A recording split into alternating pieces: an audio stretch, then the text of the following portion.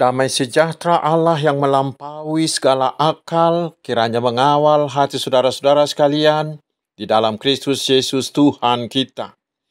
Amin. Selamat hari Minggu, saudaraku. Saya berharap semuanya kita dalam keadaan sehat.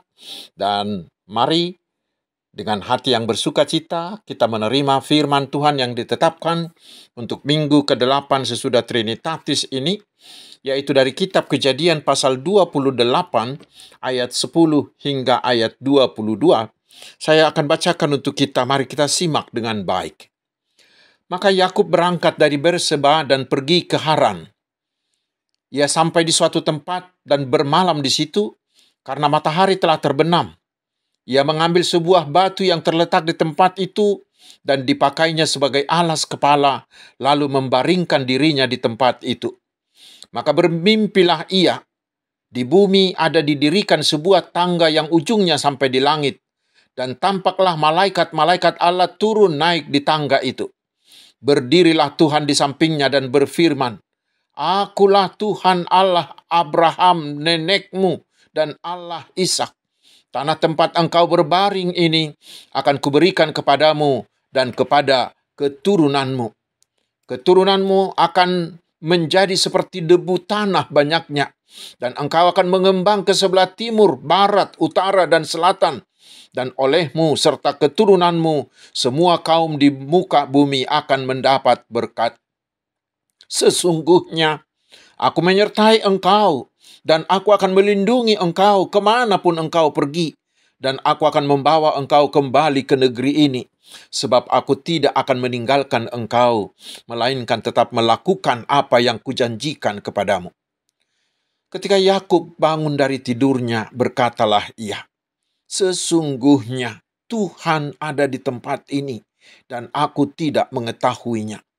Ia takut dan berkata, "Alangkah dahsyatnya tempat ini. Ini tidak lain dari rumah Allah. Ini pintu gerbang sorga." Keesokan harinya pagi-pagi, Yakub mengambil batu yang dipakainya sebagai alas kepala dan mendirikan itu menjadi tugu dan menuang minyak ke atasnya. Ia menamai tempat itu Betel. Dahulu nama kota itu Luz. Lalu bernazarlah Yakub, "Jika Allah akan menyertai dan akan melindungi aku di jalan yang kutempuh ini, memberikan kepadaku roti untuk dimakan dan pakaian untuk dipakai, sehingga aku selamat kembali ke rumah ayahku, maka Tuhan akan menjadi Allahku. Dan batu yang kudirikan sebagai tugu ini akan menjadi rumah Allah. Dari segala sesuatu yang engkau berikan kepadaku, akan selalu kupersembahkan 1/10 kepadamu." Demikian firman Tuhan. Saudaraku yang dikasihi Tuhan Yesus Kristus, perikop tadi berbicara tentang Yakub yang melarikan diri dari rumahnya ke Haran. Dia telah 2 kali menipu abangnya Esau. Terakhir, dengan licik dibantu oleh ibunya, dia merebut berkat yang seharusnya diperuntukkan bagi abangnya Esau. Karena itulah Esau ingin membunuhnya. Lalu, atas nasihat ayah dan ibunya, Yakub pergi dari rumahnya di Berseba ke rumah tulangnya si Laban di Haran yang jaraknya ratusan kilometer. Ya, namanya melarikan diri. Dia berjalan sendirian. Walau ayahnya adalah orang berada, tetapi dia harus berjalan tanpa pengawal, tanpa fasilitas apa-apa. Dan dia tidak tahu bagaimana nanti masa depannya. Itulah hukuman atas ulah penipuannya. Dan beberapa hari kemudian, dia tiba di sebuah tempat bernama Luz. Dia harus tidur di alam bebas, dan bantalnya hanyalah sebuah batu. Itu sangat berbeda dengan kenyamanan di rumah ayahnya.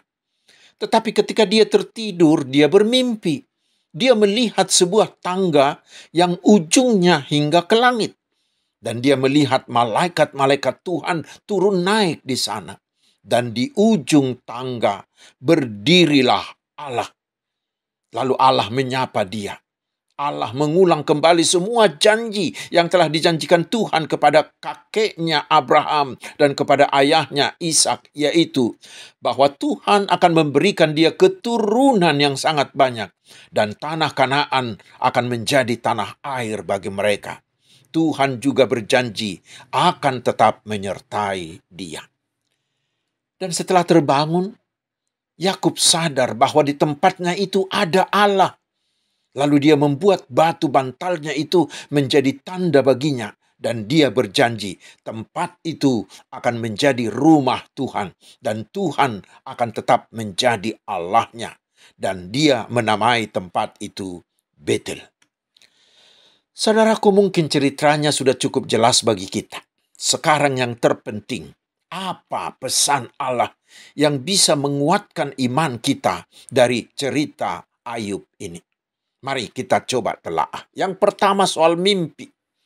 Tuhan sangat sering menggunakan mimpi untuk menyapa hamba-hambanya. Bila mimpi itu berasal dari Tuhan, maka itu akan membawa hal positif yang besar bagi pemimpi itu. Seperti Yakub ini. Nanti sesampai di rumah pamannya si Laban itu, dia bermimpi juga bahwa kambing dombanya akan banyak. Dan benar. Mimpinya yang dari Allah itu menempa dia menjadi orang yang terus berusaha menggapai mimpi itu. Dengan mengandalkan Tuhan, dipadu dengan kerja keras, dengan ketekunan dan kejujurannya, dia pulang dari rumah pamannya itu kembali ke rumah ayahnya di Kanaan sebagai orang kaya, punya banyak ternak. Demikian juga dengan Yusuf anak Yakub. Di pasal 37 kejadian ini, Yusuf bermimpi bahwa ke-11 berkas gandum kakak adiknya menyembah ke berkas gandumnya. Mimpinya yang dari Tuhan itu mendorong dia mengerahkan segala kemampuannya untuk menggapai mimpinya dengan mengandalkan Tuhan. Sehingga pada akhirnya dia menjadi seorang pemimpin besar di Mesir. Demikian juga dengan Yusuf, suaminya Maria, ibu Yesus. Tuhan memberinya mimpi dan dia berusaha mewujudkan mimpi itu sehingga dia diberi Tuhan kehormatan. Keluarganya menjadi tempat kelahiran Yesus dan Yesus selamat dari rencana jahatnya si Herodes. Saudara-saudaraku, bila berbicara tentang mimpi, pasti kita akan ingat lagu I Have a Dream. Awalnya itu adalah pidato 17 menit dari Bapak Martin Luther King yang berisi seruan tentang kesetaraan ras, penghapusan diskriminasi. Dia katakan dia bermimpi bahwa pada suatu saat itu akan terjadi. Lalu dia semakin kuat memperjuangkannya dan dia berhasil. Hari ini hak asasi manusia dan kesetaraan tanpa diskriminasi sudah terjadi di mana-mana. Itu dimulai dari sebuah mimpi. Lalu muncullah lagu I Have a Dream. Mungkin kalau saya tidak salah dinyanyikan oleh grup band dari Swedia, ABBA, yang juga dinyanyikan grup Westlife. Lagu ini mengajarkan kita harus memiliki mimpi agar kita memiliki tujuan hidup kita sendiri. Orang yang tidak punya mimpi adalah orang yang asal hidup saja. Tidak punya sasaran, tidak punya tujuan hidup. Orang seperti itu adalah pemalas. Tetapi saudaraku, tidak boleh hanya bermimpi. Kita juga harus berusaha semaksimal mungkin untuk menggapai impian tersebut. Dan kalau saya tidak salah, Bung Karno juga pernah mengatakan, bermimpilah setinggi langit, karena bila engkau jatuh, kau akan jatuh di antara bintang-bintang. Saudaraku, dari semuanya itu kita diajak hari ini, mari dekatkan dirimu dengan Tuhan supaya Tuhan membantumu untuk mengatakan, I have a dream. Milikilah mimpi-mimpi untuk masa depanmu. Lalu andalkan Tuhan untuk membantumu menggunakan segala potensimu menggapai mimpi itu. Membuat mimpi-mimpi itu menjadi wujud nyata. Raihlah mimpi-mimpimu dengan mengandalkan penyertaan Tuhan Yesus. Itu yang pertama. Yang kedua, saudaraku, Yesus mengalami perjumpaan dengan Tuhan. Dan perjumpaan itu membawa perubahan radikal dalam hidupnya. Setelah berjumpa dengan Tuhan, dia berubah dari orang yang mengandalkan kemampuannya sendiri sehingga dia menjadi seorang yang licik, penipu untuk meraih sesuatu. Tetapi setelah mengalami perjumpaan dengan Tuhan, dia berubah. Dia menjadi orang yang hanya mengandalkan Tuhan. Dan nanti di rumah pamannya si Laban itu, dia dikadali. Dia ditipu oleh pamannya itu sampai 10 kali. Tetapi ya, dia tetap tenang. Karena dia tahu Tuhan akan selalu memberkatinya. Dan benar, ketika dia akan bergumul ke tanah Kanaan, ketika dia akan kembali ke tanah Kanaan, dia bergumul dengan malaikat Tuhan dan dia menang. Lalu Tuhan mengubahnya dari Yakub si penipu menjadi si Israel yang kemudian diangkat Tuhan menjadi umat kesayangannya dan menjadikan dia menjadi sebuah bangsa yang besar. Itulah hasil perjumpaan dengan Tuhan. Sekarang saudaraku, bagaimana dengan kita? Pertama, apakah saudara selalu mengalami perjumpaan dengan Tuhanmu? Baik dalam ibadah-ibadah umum atau dalam ibadah pribadimu, atau dalam pembacaan Alkitabmu, atau dalam retreat, atau dalam saat doamu. Perjumpaan dengan Tuhan itu sangatlah membahagiakan. Tetapi yang kedua, bila kita sudah mengalami perjumpaan dengan Tuhan, apakah hidup kita sudah semakin berubah ke arah yang Tuhan inginkan? Dan apakah perubahan itu sudah nampak dalam semua bidang hidupmu, di keluargamu, di pekerjaanmu, di pergaulanmu, atau dalam tutur katamu? Mari kita terus memohon ya saudaraku, agar kita selalu mengalami perjumpaan dengan Tuhan secara pribadi. Dan perjumpaan itu mengubah kehidupan kita. Mengubah karakter kita. Menjadi kehidupan dan karakter yang Tuhan inginkan. Lalu yang ketiga, ketika Yakub melarikan diri, pasti dia sangat susah. Merasa tidak ada yang membantunya. Dia merasa sendirian di tengah malam, di kesunyian tidur, di alam bebas. Tetapi saudaraku, di saat itulah Tuhan menyatakan dirinya kepada Yakub. Tuhan menyatakan bahwa dia ada beserta Yakub dan akan tetap menyertainya. Itu yang luar biasa. Itulah yang menjadi pegangan bagi kita hari ini. Bahwa Tuhan tidak pernah meninggalkan kita. Tuhan selalu ingin dekat dengan kita walau apapun yang sedang mengacaukan hidup kita, yang menyusahkan hati kita. Tetapi mungkin kita yang sering tidak menyadari dan tidak mau tahu tentang itu. Terutama bila keadaan kita seperti Yakub ini sedang dalam kesusahan, sedang menderita, sedang ditimpa sakit, penyakit, atau sedang ditimpa mara bahaya, kita sering langsung merasa bahwa kita sendirian. Bahkan mungkin merasa kita sudah ditinggalkan oleh Tuhan. Perasaan seperti itu, saudaraku, justru akan membuat kita semakin terpuruk, semakin susah. Terutama bila kita melakukan kesalahan, kita langsung merasa bahwa Tuhan tidak akan mungkin lagi mau menolong kita. Saudara-saudaraku, kita harus membuang pikiran seperti itu. Lihatlah apa yang Tuhan lakukan terhadap Yakub ini.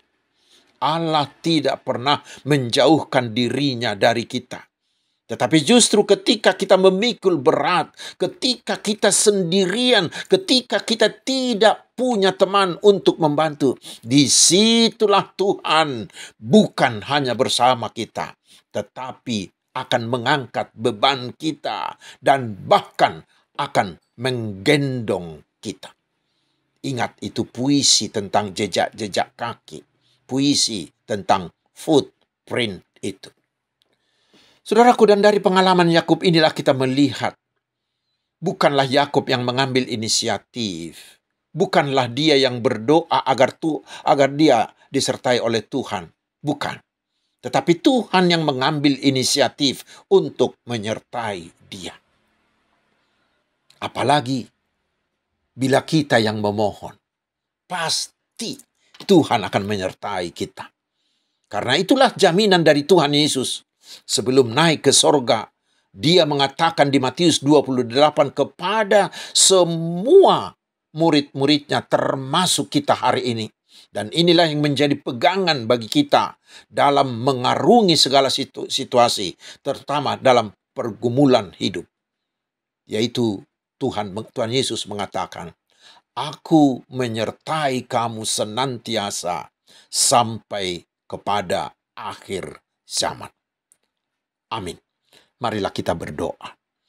Terima kasih Tuhan atas firman-Mu yang menguatkan kami bahwa Tuhan akan menyertai kami, terutama di saat kami kesepian dan mengalami pergumulan.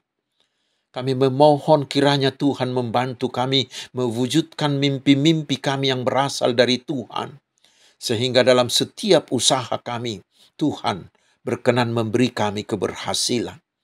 Tetapi biarlah kami selalu mengalami perjumpaan dengan Tuhan. Perjumpaan yang mengubahkan hidup kami menjadi orang-orang kesukaan Tuhan. Terima kasih Tuhan. Berkatilah kami semua umat-Mu ini. Berikanlah kami kesehatan, sukacita, terutama iman dan pengharapan yang semakin teguh. Dan bentuklah kami menjadi orang yang selalu mengasihi Engkau dan mengasihi sesama kami. Berkatilah pekerjaan kami, keluarga kami, anak-anak kami, keturunan kami. Ya Tuhan yang Maha Kasih, kami memohon berkat-Mu atas hamba-hamba-Mu. Berkati mereka agar mereka semakin berkomitmen melayani umat-Mu. Dan Tuhan memberi keberhasilan atas semua pelayanan mereka sehingga semakin hari semakin banyak orang yang menerima dan yang percaya kepada Tuhan Yesus. Ya Tuhan, jagailah bangsa kami, terutama menjelang pemilu tahun depan, agar bangsa ini tetap solid, tetap aman, penuh damai sejahtera-Mu. Berkati juga presiden kami dan seluruh jajarannya agar mereka tetap memimpin dalam takut akan Tuhan. Sehingga tidak ada lagi korupsi, tidak ada lagi penyalahgunaan jabatan. Tetapi yang terjadi adalah keadilan dan kebenaran semakin nyata di negeri ini. Terpujilah nama-Mu ya Tuhan, kekal selama-lamanya. Hanya di dalam nama Tuhan Yesus kami berdoa. Amin. Tuhan memberkati engkau dan melindungi engkau. Tuhan menyinari engkau dengan wajah-Nya dan memberi engkau kasih karunia. Tuhan menghadapkan wajah-Nya kepadamu dan memberi engkau damai sejahtera. Amin. Selamat hari Minggu, saudaraku. Tuhan Yesus memberkati kita.